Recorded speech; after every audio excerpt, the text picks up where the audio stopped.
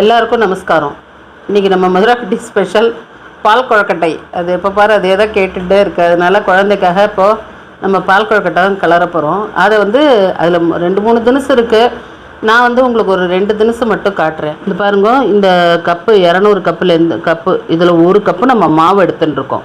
அதுக்கு நான் என்ன பண்ணியிருக்கேன்னா 1.25 கப்பு ஜலம் வச்சுட்டுருக்கேன்.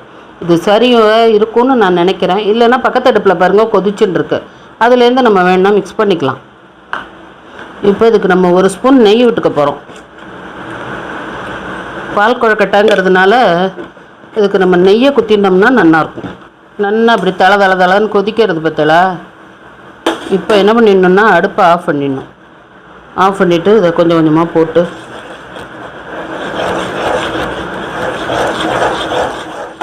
இதில் 1.25 ஜலம் விட்டேன், போரல. அதனால இன்னொரு 1/4 கப்பு குத்திருக்கேன். மொத்தம் 1.5 கப்பு இப்போ இதில் ஜலம் விட்ருக்கேன். 1 கப்பு மாவுக்கு 1.5 கப்பு ஜலம் குத்தி நம்ம கலரிண்டாச்சு. இப்போ இதை என்ன பண்ண போகிறோன்னா ஒரு கிண்ணத்தை போட்டு இல்லை தட்டு ஏதோ ஒன்று போட்டு இப்படி மூடி வச்சுட போகிறோம். இப்படியே ஒரு 5 நிமிஷம் இருக்கட்டும். அப்போ அது கரெக்டாக செட் ஆகிடும். அதுக்கப்புறம் நம்ம இதை ஆற வச்சு உருட்டியே உங்களுக்கு காமிக்கிறேன். இன்றைக்கி நம்ம 2 விதமான கொழக்கட்டை பார்க்க போகிறோம் இல்லையா. இது என்னென்னா இதில் நம்ம ஜீனி போட்டு தேங்காய் பால் போட்டு அப்படி பார்க்க போகிறோம். இந்த அடுப்பில் ஒரு ஜலம் கொதிச்சுன்னு இருக்கு இல்லையா. இதில் நம்ம என்ன பண்ண போகிறோம்னா வெல்லம் போட்டு தேங்காயை துருவி போட்டு பார்க்க போகிறோம். இப்படி தான் 2 விதமான பால் கொழுக்கட்டை இன்றைக்கி நம்ம பார்க்க போகிறோம். சரி, அந்த வெள்ளத்துக்கு நம்ம மாவு கலர்லையே, அது ஜலம் விட்டு பிசிஞ்சு காமிக்க போகிறேன். அதான் 2 விதம்ன்றேன். இதில் அது பிசிஞ்சு. ஆமாம், 2 விதமாகவும் பண்ணிக்கலாம் அப்படிங்கிறத காட்ட போகிறேன். ஒன்று ஜீனியும் ஒன்று வெல்லம். ஆமாம், என்ன இதை எப்படி வேணாலும் அவள் பண்ணிக்கலாம். இது மாவை கலரி காட்டுறேன். அது வெந்நீரை விட்டு பிசிஞ்சு காட்ட போகிறேன். 2 விதமாக காட்ட போகிறேன். இது நம்ம இப்போ வெல்லம் போட்டு பண்ண போகிறோம். இது 1.5 கப்பு எடுத்துட்டுருக்கேன். அதனால் 1க்கு 1.5 ஜலம் அது வாங்கிட்டது இல்லையா, அதே மாவு தான் இதுவும். அதனால மொத்தம் இதில் 2.25 சொம்பு வச்சுட்டுருக்கேன். ஏன்னா மாவு 1.5 கப்பு, 2.25 கப்பு தீர்த்தம். 2.25 கப்பு தீர்த்தம். கணக்கு உங்களுக்கு என்னென்னா 1க்கு 1.5. இது மாவரிசி இல்லை, பழைய அரிசி தான். 2வது வரட்டு அரிசி மாவு தான். இது கொழக்கட்டை பதப்படுத்தின மாவு இல்லை. அரிசியை களைஞ்சி உணர்த்தி அந்த மாதிரி பண்ண மாவு இல்லை. இது நம்ம சாதாரணமாக நாட்டில் இருக்கிற நார்மல் பச்சரிசி மாவு தான். இது மாவு நல்லா கிளறிட்டோம். 1 ஸ்பூன் நெய் குத்தி ஒரு பிளேட்டை போட்டு இதையும் மூடி வச்சிட போகிறோம். ஒரு 5 நிமிஷம் இதுவும் இருக்கட்டும். இப்போ நம்ம இந்த கப்பில் 1.5 கப்பு மாவு எடுத்துட்டுருக்கோம். அதுக்கு இப்போது நம்ம 4.5 கப்பு ஜலம் விட்றோம். அதாவது 1க்கு 3, 1 பங்கு மாவுக்கு இப்போ 3 பங்கு ஜலம் விட்ருக்கேன் நான். இப்போ கொதிக்கட்டும். இது 1க்கு 1.5 கப்பு விட்டு பிசிஞ்சிருக்கிற மாவு கெட்டியமாக இருக்குது பற்றில. இதில் தான் நம்ம இப்படி குட்டி குட்டியாக இப்படி உருட்டி இப்படி சீடை மாதிரி போட்டுக்க போகிறோம். அது உருட்டிட்டு காட்டுறேன் உங்களுக்கு. 1. இப்போ இது 2வது மாவு. இது பாருங்க, கொஞ்சம் குளன்னு இருக்கா, தெரியறதா உங்களுக்கு? அது எப்படி கட்டியாக இருந்தது, இது எப்படி குளன்னு இருந்ததுன்னு. இது நம்ம இலுப்பை சட்டியில் போட்டு கலரணும் இல்லையா, அந்த மாவு நல்லா எப்படி கெட்டியாக இருக்குது தெரியறதா உங்களுக்கு? இதை தான் நம்ம இப்படி உருட்டி போட்டுக்க போகிறோம். உருட்டி போட்டுட்டு அப்புறம் நான் உங்களுக்கு காட்டுறேன். இது நம்ம வெந்நீர் விட்டு பிசிஞ்ச மாவு. இது புரியுறதா உங்களுக்கு? பிசிஞ்சிருக்கோம். இது அதே அளவு தான் ஜலம் 2க்குமே. ஆனால் அது கலர்னதுனால அப்படி கெட்டியாக இருக்குது. இது நம்ம பிசிஞ்சதுனால இப்படி இருக்குது. இது ஏன் நம்ம இப்படி பிசிஞ்சு வச்சுன்னு இருக்கோம்னா, நம்ம தேங்காய் பொடியில் போட்டு புழிய போகிறோம். இது பாருங்க, தேங்காய் பொடி இப்படி 3 ஓட்டை இருக்கும் இல்லையா. தேங்காய் பொடி தெரியாத வழக்கு தான் சொல்கிறேன். தேங்காய் பொடியை வேறு சொல்லிக்கிட்டு இருக்கான்னு, அதனால் தெரியாத வழக்கு சொல்கிறேன். இது தேங்காய் பொடி. இதில் நம்ம போட்டு வச்சுன்னு இருக்கோம். இந்த மாவு குளன்னு இருக்கு இல்லையா, இதை போட்டு வச்சுட்டுருக்கோம். இதை தேங்காய் மாதிரி புழிய போகிறோம். இப்போ மாவு எவ்வளவு எடுத்துட்டுருக்கோமோ அதுக்கு சரிக்கு சரி வெல்லம். 1.5 கப்பு நான் மாவு எடுத்துருக்கிறதுனால 1.5 கப்பு வெல்லம் எடுத்துட்டுருக்கேன். பாகு வெல்லம், வெள்ளை வெல்லம் இல்லை, பாகு வெல்லம் எடுத்துட்டுருக்கேன். 2வது பெருமாளுக்கு பண்ணுறதுலலாம் உப்பு போடக்கூடாதும்பா பாட்டி. 2வது பாலில் உப்பு போடும்போது தெரிஞ்சிரும்பா. அதனால நான் எப்போவுமே ஸ்வீட்டுக்கு மோஸ்ட்லி உப்பு போடவே மாட்டேன். ஏதாவது 1-2க்கு போடுவேன்னா நீங்கள் ஞாபகம் இல்லை, நான் சொல்லிவிட்டு நாளைக்கு மாட்டின்றக்கூடாது, அதனால சொல்கிறேன். மோஸ்ட்லி நான் போட மாட்டேன். இப்போ 1/2 லிட்டர் பால் காய்ச்சி வச்சுன்னு இருக்கோம். அப்புறம் நம்ம ஏலக்காய் பொடி எடுத்து வச்சுட்டு இருக்கோம். இதுக்கு தேவையானது இவ்வளவு தான். பாட்டி என்ன சொல்வா, எதுக்கு எது தேவையோ அதை மட்டும் போட்டால் போதும், தேவையில்லாமல் எல்லாத்தையும் போட்டு அந்த பதார்த்தங்களை கெடுக்கக்கூடாதும்பா. அதனால நம்ம அதில் பாட்டி பண்ணுறது இவ்வளவு தான். இப்போ தளதளன்னு ஜலம் கொதிச்சுட்டு இருக்கும்போது கொஞ்சமாக சின்னது பண்ணிக்கோங்க. ரொம்ப சிம்மில் போட்டுறக்கூடாது. இந்த கொதி நின்றுடுத்துனாக்கா அப்புறம் கரைஞ்சிரும். இப்போ இது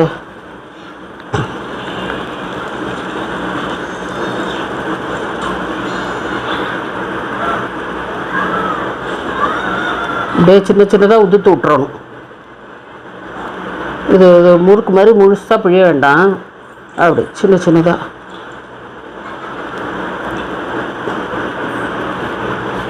இது கொதிச்சு கொதிச்சு மேலே எழும்பி வரணும். அதனால தான் நம்ம மெதுவாக ஸ்லோவாக பிழிஞ்சு விட்டுருக்கோம். பாருங்கள், இப்போ நம்ம பூராத்தையும் பிழிஞ்சு விட்டாச்சு. தெரியுறதா? பூராத்தையும் புழிஞ்சாச்சு. மீடியத்தில் தான் வச்சுக்கணும். எல்லாம் நல்லா வெந்து மேலே வர ஆரம்பிச்சுட்டு பாருங்கள். எல்லாம் மேலே வந்து மதக்கிறது பாருங்க. தெரியுறதா? இப்படி மேலே வந்து மதக்கிறது. இந்த இதில் என்ன ஆகும்னு கேட்டால்னா கொஞ்சம் கரைஞ்சி தான் போகும், கெட்டியாக தான் இருக்கும். இப்போ நம்ம வந்து வெல்லத்தை போட்டுற போகிறோம். இதுலையே வெள்ளத்தை கரைச்சி வச்சு குத்த வேண்டாமா? இதில் மண் இருந்தால் அப்படி கரைச்சி வச்சு தான் குத்தணும். நம்ம இந்த வெல்லத்தில் மண் கிடையாது. அந்த மாதிரி பாகு வெல்லம் தான் நம்ம வாங்குகிறோம். அதனால நம்ம அதை கரைக்கலை. இப்போ என்னென்னா நம்ம இந்த வெல்லத்தை போடும்போது அது இன்னும் லூஸ் கொடுத்துக்கும். பால் கொழுக்கட்டைங்கிறது கொஞ்சம் லூஸாக தான் இருக்கணும். கெட்டியமாக இருக்கிறத விட கொஞ்சம் இதுவாக இருந்தால் தான் நல்லாயிருக்கும். இப்போ பாருங்கள், வெல்லம் போட்டு நல்லா வெல்லம் கரைஞ்சி வெள்ளை வாசனையெல்லாம் போயாச்சு. நல்லா கெட்டியாக, அதாவது கொஞ்சம் லூஸாக வந்துடுது பாருங்கள். இப்படி தான் இருக்கணும். இப்படி இருந்தால் தான் எடுத்து சாப்பிட சரியாக இருக்கும். இப்போ நம்ம என்ன பண்ண போகிறோன்னா, பால் காய்ச்சி வச்சுட்டு இருக்கோம்.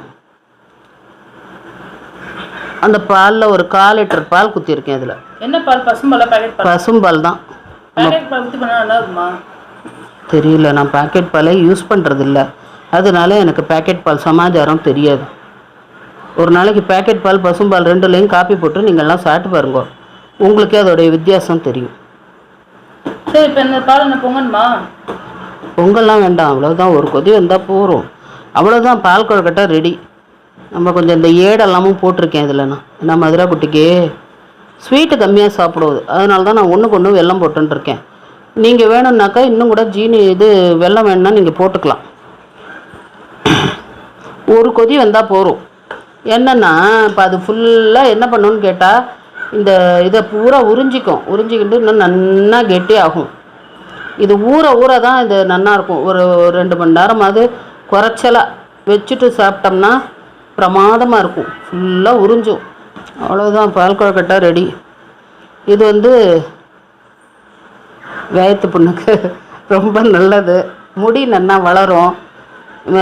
ஜீரண மண்டலங்கள்லாம் நல்லா இதுவாக இருக்கும். உடம்பு சூடு தணியும். அதுக்கெல்லாம் ரொம்ப நல்லது. முக்கால்வாசி நான் வந்து இந்த மருந்தே உணவே மருந்து அந்த இதில் தான் போடுவேன். இது வந்து உடம்புக்கு ரொம்ப ரொம்ப ரொம்ப நல்லது. குழந்தைகளுக்கெல்லாம் ரொம்ப நல்லது. இப்போ நம்ம ஒரு பிடி தேங்காய், இந்த ஏலக்காய் அப்படியே முதல்ல போட்டுருவோம். ஏலக்காய் அப்படியே போட்டுட்டு தேங்காயம் போட்டோன்னா வேலை முடிஞ்சது.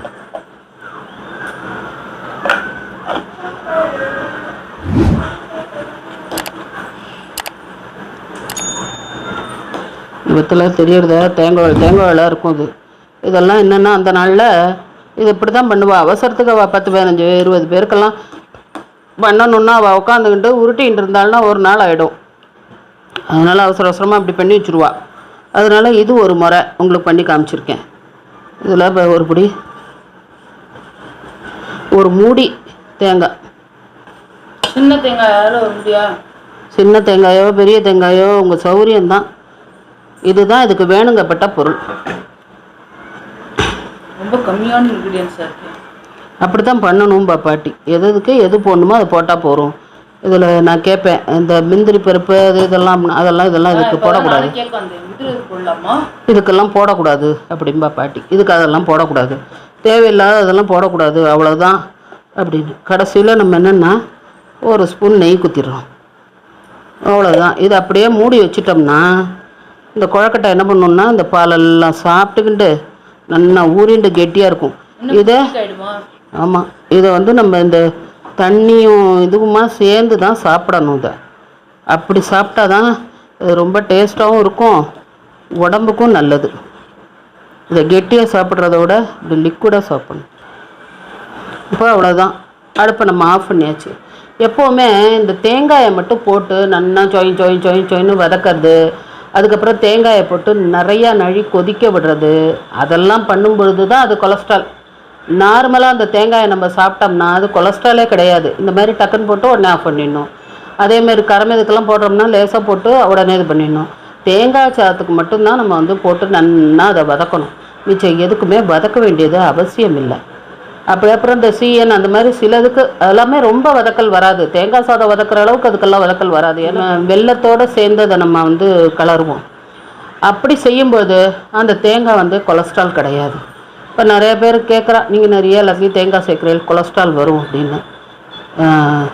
பெருமாள் புண்ணியத்தில் இதெல்லாம் சொல்லக்கூடாதும்பா, வேறு வழி இல்லாமல் வீடியோக்காக சொல்கிறேன். இன்னி வரைக்கும் பெருமாள் புண்ணியத்தில் அந்த மாதிரி பெரிய நோய்கள், பிபி, கொலஸ்ட்ரால், ஹார்ட் பிரச்சனை, கிட்னி, அந்த மாதிரி கேன்சர், அப்படி பெரிய நோய்கள் எல்லாமே என்னை சுற்றி இருக்கிறவங்களுக்கெல்லாம் கிடையாது. ஏன்னா இந்த மாதிரி சாப்பிடும்போது அதெல்லாம் வரத்துக்கான வாய்ப்புகள் இல்லை. இந்த மாதிரி நம்ம உணவுகளை சாப்பிடணும். சரி, இப்போ நம்பர் 1 பார்த்தாச்சு. அடுத்தது நம்பர் 2 பார்ப்போம்.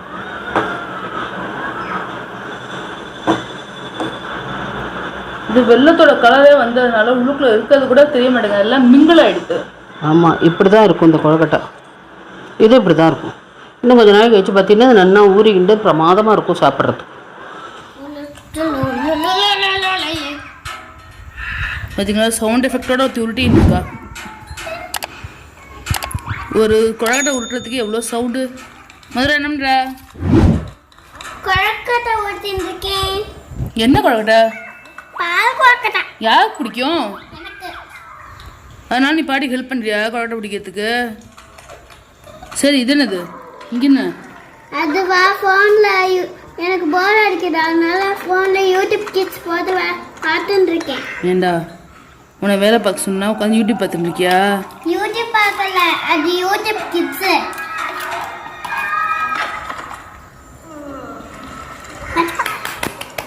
பாங்க மதுரா மாதிரியா இல்லை, பாதி குட்டியாக இருக்கு, ஒன்று குட்டியாக இருக்கு, இல்லைடா பெருசாக இருக்கு. என்னது இது? சிபி. சிபியா? எதுக்கு இது? கிச்சாக்கு. கிச்சாக்கா? ஆகஸ்ட் 90 பலராமரோட பர்த்டேல அதுக்கும் இந்த மாதிரி பண்ண போறோம். இதெல்லாம் 1 கப்பு நம்ம மாவு எடுத்து கொழக்கட்டைக்கு கலரிண்டோம் இல்லையா? அதுக்கு இப்போ நான் என்ன பண்ணியிருக்கேன், 1 கப்பு ஜீனி எடுத்து வச்சுட்டுருக்கேன் சரிக்கு செய்யுது.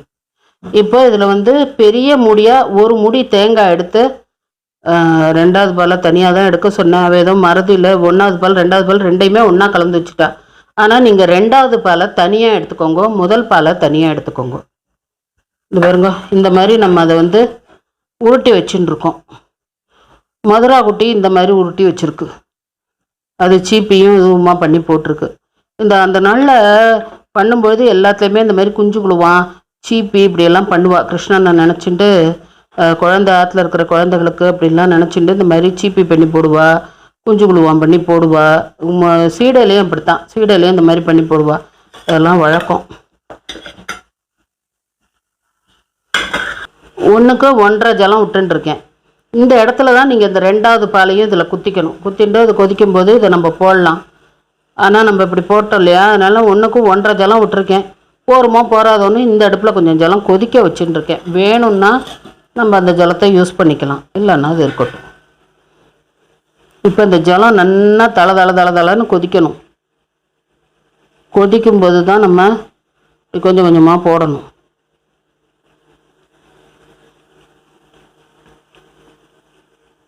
போட்டுட்டு நம்ம இப்படி கொஞ்ச நேரம் வெயிட் பண்ணணும். அது எல்லாம் எழும்பி மேலே வரும். வந்ததுக்கு அப்புறமா தான் நம்ம வந்து அடுத்த ஈடு போடணும். அப்படியே ஒன்று மேலே ஒன்றா போட்டோம்னாக்கா எல்லாம் கூழாயிடும். அதனால் இதை கலரவும் கூடாது. அப்படியே சித்த நேரம் விட்டோம்னா அது பாட்டுக்கு எழும்பி மேலே வர ஆரம்பிச்சிடும். இப்போ பாருங்க, எழும்பி எல்லாம் மேலே வருது, தெரியறதா உங்களுக்கு? அடியில் இருந்ததெல்லாம் இப்போ மேலே தெரிய ஆரம்பிச்சிடுது பாருங்க. கொஞ்சம் கொஞ்சமாக கிளம்பி மேலே வருது பாருங்க.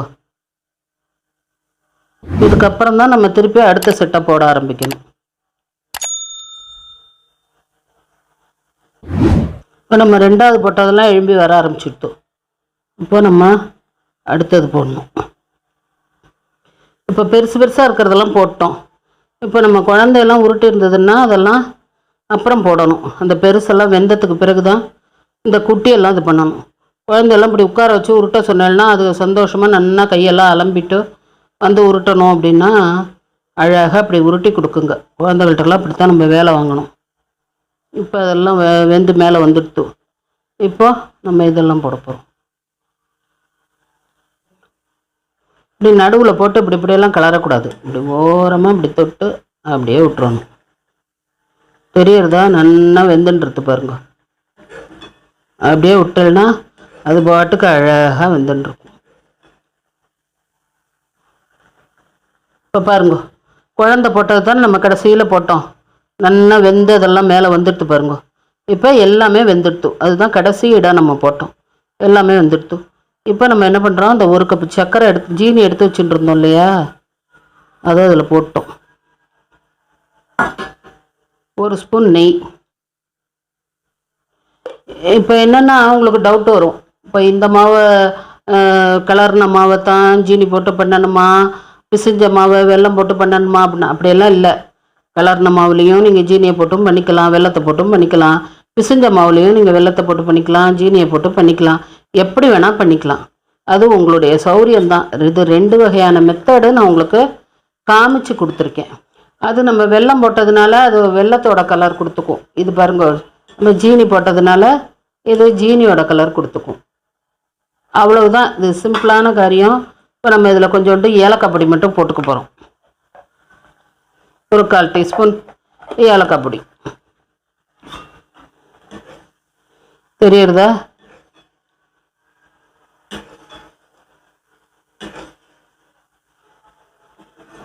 எப்படி வேணுமோ உங்களுக்கு அப்படி பண்ணிக்கலாம்.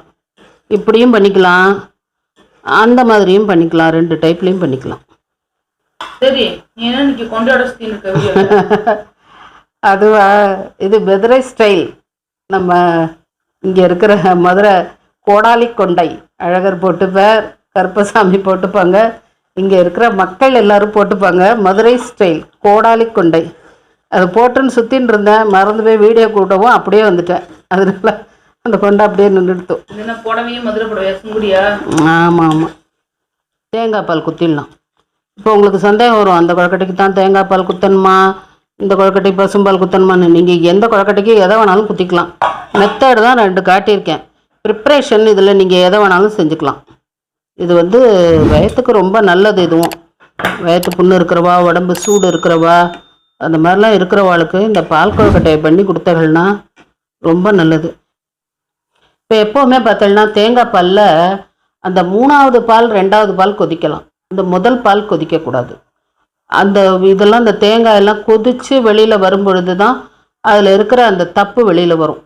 இந்த கொதிக்காமல் எடுத்துட்டோம் அப்படின்னா அதெல்லாம் வராது. அதனால் இது லேசாக பொங்கும்போது அப்படியே ஆஃப் பண்ணிடணும். நம்ம ஆடிப்பாலுக்கு கூட அதே ப்ரொசீஜர் தான். நான் இன்னும் உங்களுக்கு ஆடிப்பால் போடலை. போடும்போது அப்போ நான் உங்களுக்கு அதெல்லாம் விரிவாக சொல்கிறேன். பட் தேங்காய் பாலை கொதிக்க விடுறது வழக்கம் இல்லை. பசும்பாலை நம்ம கொதிக்க விட்டுக்கலாம். தேங்காய் பாலை அப்படியே பொங்கி வரும்போது டக்குன்னு ஆஃப் பண்ணிடணும். இப்போ நமக்கு 2 வகையான பால் கொழுக்கட்டையும் ரெடி. இதெல்லாம் பண்ணி சாப்பிடுங்க. இந்த குளிரை எதிர்கொள்கிறதுக்கான உணவு தான் இது. மோஸ்ட்லி இதை விநாயகர் சதுர்த்திக்கு தான். பொதுவாக கொழக்கட்டை அப்படிங்கிறதே விநாயகர் சதுர்த்தி, வரலட்சுமி பண்டிகை, இந்த மாதிரி சீசனில் இப்போ தான் பண்ணுவா. ஆடி வெள்ளிக்கிழமை, தை வெள்ளிக்கிழமை, இந்த மாதிரி சமயங்களில் இந்த கொழக்கட்டைகளெல்லாம் பண்ணுவாள். அந்த சீதோஷ்ண நிலைகள் மாறும்பொழுது, தட்சிணாயனம் உத்தராயணம் மாறும்பொழுதெல்லாம் அதெல்லாம் பண்ணுவாள். வரப்போகிற மழை காலத்தை எதிர்கொள்கிறதுக்காக.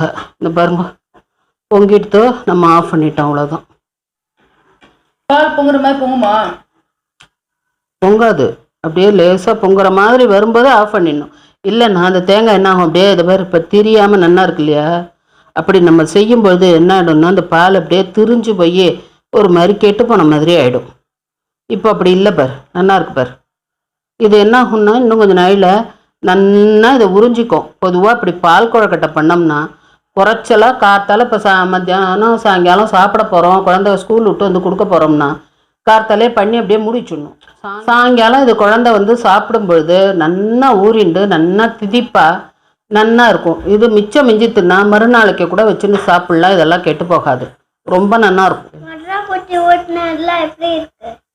எனக்கு தெரிஞ்ச அதெல்லாம் நன்னா எழுந்து வெளில இருந்தது, சூப்பரா இருந்தது. சரி, என்னமோ சாப்பிட்டு வந்தியே, என்ன சாப்பிட்ட? பால் கொழுக்கட்டை. பால் கொழுக்கட்டையா? என்ன பாட்டி ஃபர்ஸ்ட் பண்ணதா? எப்படி இருந்தது? சூப்பரா இருந்தது. பிடிச்சிருந்தது உனக்கு? ஓகே, பாய். பாய். பாட்டி இது என்னது பாட்டி? அதுவா பட்சணம் பண்ணுறதுக்கு முன்னாடி இப்படி பிள்ளையார் பிடிச்சி வைப்பா, அது பிடிச்சி வச்சுருக்கேன். எடுத்துக்காமி. அது சாப்பிடுமா பாட்டி? என்னது பிள்ளையாரையா? பிள்ளையார சாப்பிடக்கூடாது. இல்லம்மா, சும்மா க்ளே மாதிரி பண்ணதா கேட்கறேன். பிள்ளையார் மாதிரி நீ பண்ண போறியா?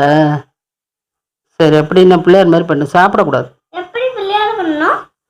ஏதோ அது பிள்ளையார் வச்சுருக்கோமோ, அதுக்கு கண்ணெல்லாம் வச்சு பண்ணு. இப்போ நம்ம இன்னைக்கு 2 விதமான பால் கொழுக்கட்டை பார்த்துருக்கோம். இப்போ 2வது விதமான பால் கொழுக்கட்டையும் ரெடி. நம்ம அடுத்த வீடியோவில் சந்திப்போம்.